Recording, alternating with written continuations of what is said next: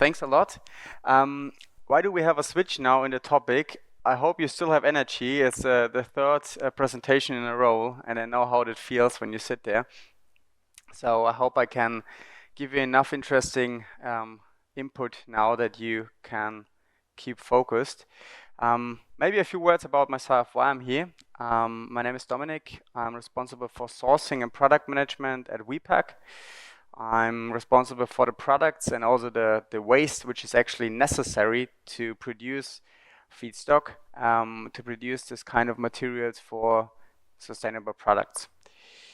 The topic of today is for me something I feel a bit like a priest running around and try to convince people for a certain idea, because when you are out there and I explained this to someone out there in the break, it feels like everyone says, I want to be sustainable and I want to have the sustainable product, and to do that I will just buy a sustainable material, I put it into my product, and that's it, right?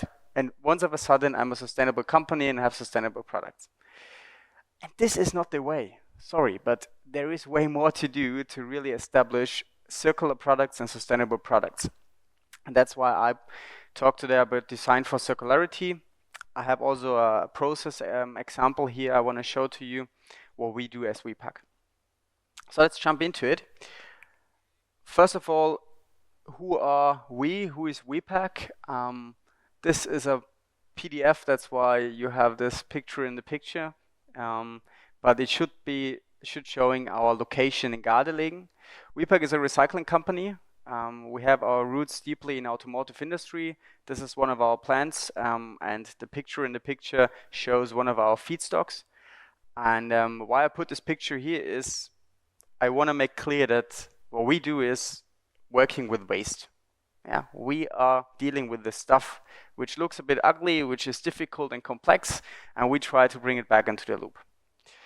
And we have been doing this for more than 3 decades now. And we actually started with it 30 years ago. Our founder said, you know, there is a lot of waste in the automotive industry, a lot of waste in the production sites, and nobody is dealing with it. And so he invented certain technologies, tried to establish networks with the tier 1s and OEMs to bring this kind of waste back into the loop. In the meantime, we have 2 plants. We have a headquarter in Hamburg. We have roughly 100 employees. And we have several of these technologies which enables us to deal with this difficult waste. How this waste looks like, I will show in a few slides later to you. But first of all, I want to bring us as Wipag a bit in a context. I know plastic industry is not so strong in this group today. At least I haven't met many people which are actually dealing with plastics. So I want to explain what we are doing as a group. Wipag is part of the Otto Krahn Group, which is a family-owned business in Hamburg.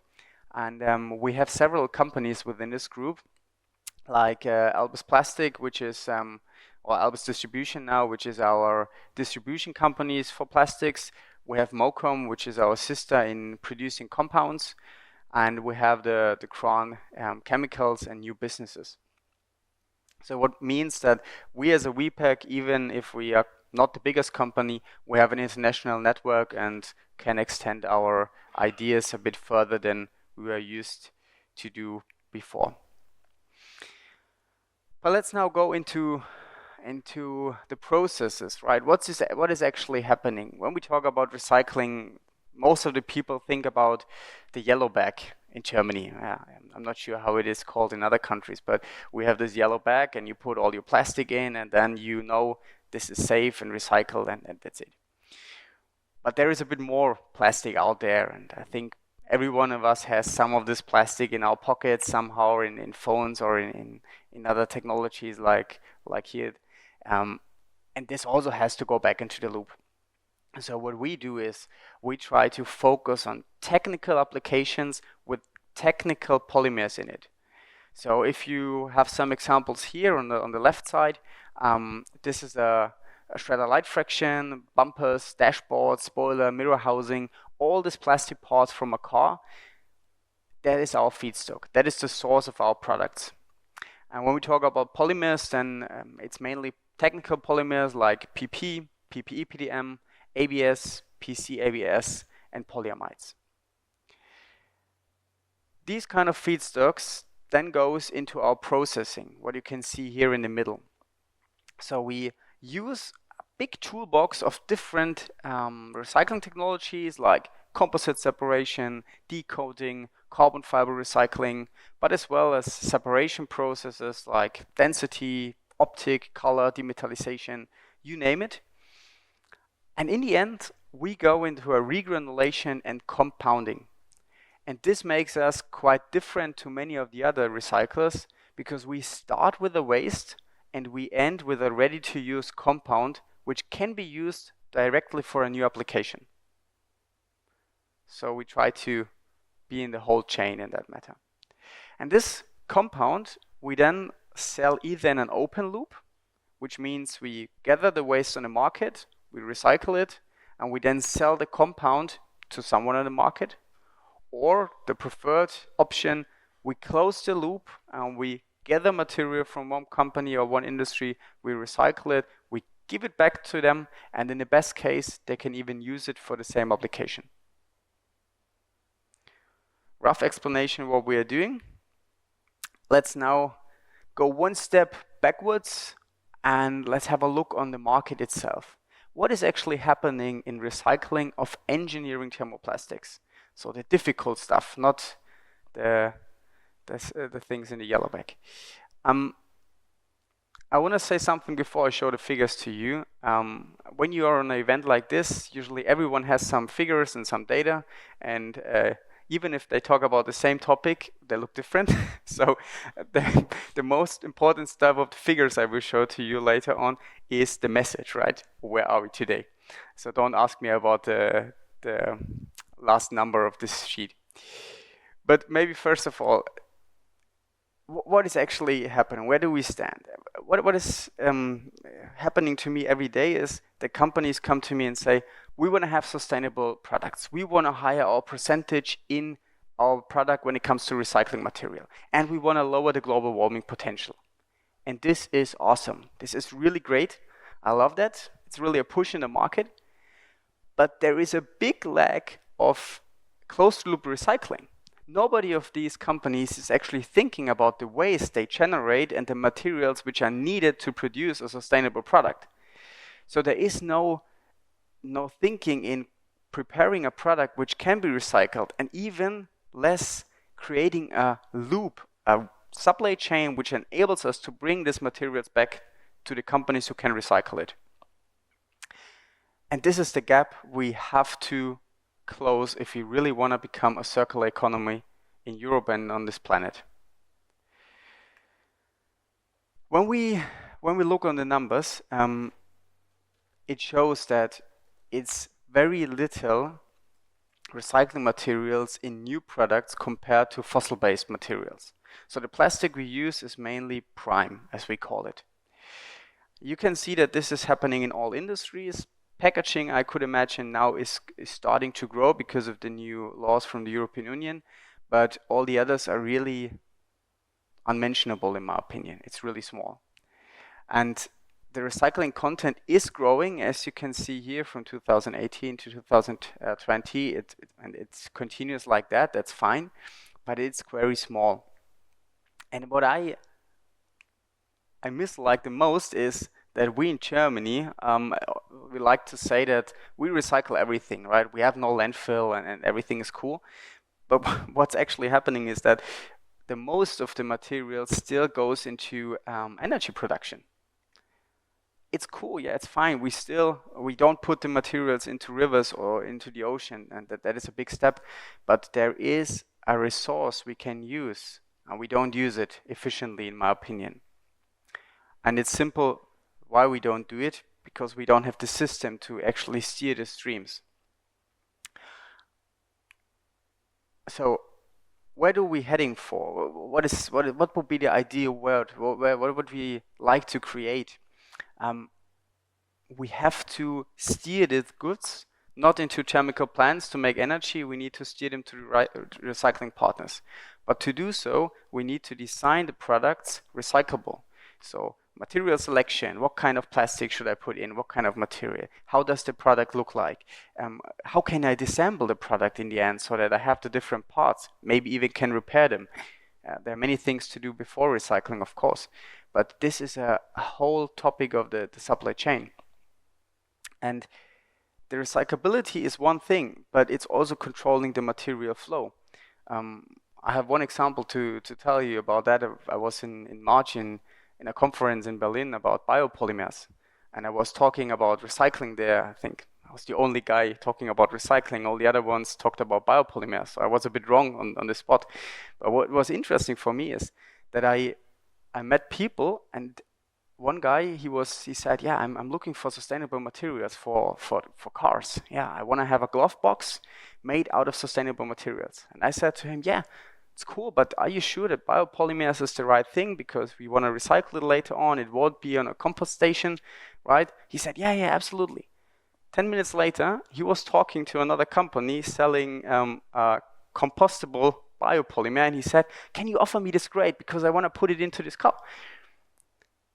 I can't blame him, yeah, he's doing his job, but this is not the way. Compostable biopolymer in a glove box, this is not to be happen that this glove box will be in a compostable station to get degraded. It won't happen. So it's the wrong approach. And this is not just happening with biopolymers, this is happening since decades with plastics in general. We don't think about the end-of-life process. And the question is now, who do we need for that? And that is the other crucial point why it's not happening. It is not just one company. We can't do it, and not even the OEMs itself can say, we say now we design for circularity and we bring all our products back. They don't have the knowledge, they don't have the setup, they don't have the equipment, they can't do it. So we need the players in the chain, like product developers, collection companies, manufacturers, waste management companies, logistics service providers. All you can think about to bring the product really to the right station in the right moment. And this is difficult. This is really difficult because they have all their own interests and they want to keep their business models secret, yeah, and how to be ethical and still make money. Yeah, this is a bit the question here too. How can we bring them all on one table? We tried it, and we're still in the process of doing it. And I would like to show you how we did that. On the left side, the yellow car, this is how our cars look like in the end of life. Ugly, without wheels, somewhere in the air, and they won't drive anymore. Yeah, we need to give them away, throw them away, as we say with waste. This throwing away with cars looks like that. We bring them to a station. The first thing what's happening is to remove car parts they can sell. So we sell off parts which still can be used. Great job. We get rid of the liquids. And then the whole thing as it is here goes into a shredder. So if you have seen this, it's really interesting. A whole car, massive thing, goes into a shredder and it disappears and it looks like this afterwards. And you know, if you would have asked me 5 years ago, before I started to work in this industry, I would have said, this is cool because you have all the parts separated, right? It's a big mountain here, but you have the different parts, and then you have this awesome recycling technologies, and you just throw the stuff in, and you have all the different parts nicely sorted, and you can reuse them or recycle them. Maybe we will reach that point in future, but today it is not the case. Today you have two fractions. One is called the shredder light fraction, contains plastic, wood, and all the light fractions in a car. And you have the shredder heavy fraction, which contains mainly metal. And the metal fraction is quite valuable. This is the target for this kind of companies. They sell the metal, and this is financing the whole topic. And the light fraction, including the plastic, mainly goes into energy production. Just a little part can be recycled in a downcycling grade. We do this, for example, and the grade is actually quite nice. It also goes back into the cars. It's okay. But it could be so much better if we would get the plastic beforehand, before they put it into the shredder, and we can't do anything with it. So if you look on a car, it is complex, really complex. You have several applications with several technical polymers, different composites, different places, different or difficult to disassemble. But if we would have all these parts here in hand before the car is shredded, we can have a stable recycling. You mean I can go from maybe from a door side cover to a door side cover. I can really be on the same level. So the question now is, how can I dismantle this kind of parts and recycle them step by step to new parts?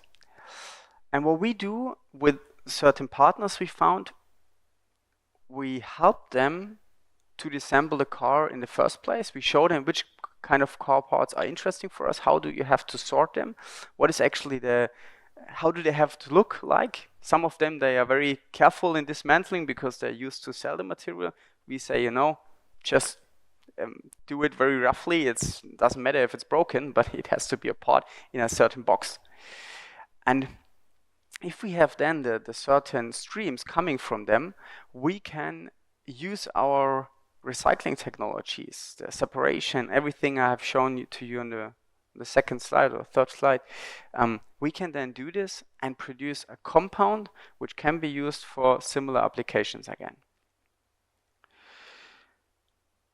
One example, one loop which is nearly as old as our company. So if some people know Wipag, then they probably think about that. We do the bumper recycling. The part in front of your car, it's mainly a plastic, PPE, PDM. And we developed a loop with all the technologies to produce a compound which is good enough to use it again in a bumper.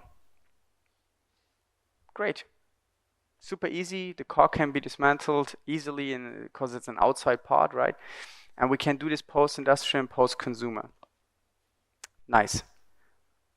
But it is just a part of the car. It's not the whole thing. So it's just one step to do. So what we also did is we found technology to recycle the instrument panels, mostly post-industrial, but in theoretically approach we could also do it post-consumer from an old car, but it's difficult to dismantle it. It's a huge part and you have to get rid of it, but it's also the same story. We have different technologies. We use the technical waste to reproduce a compound.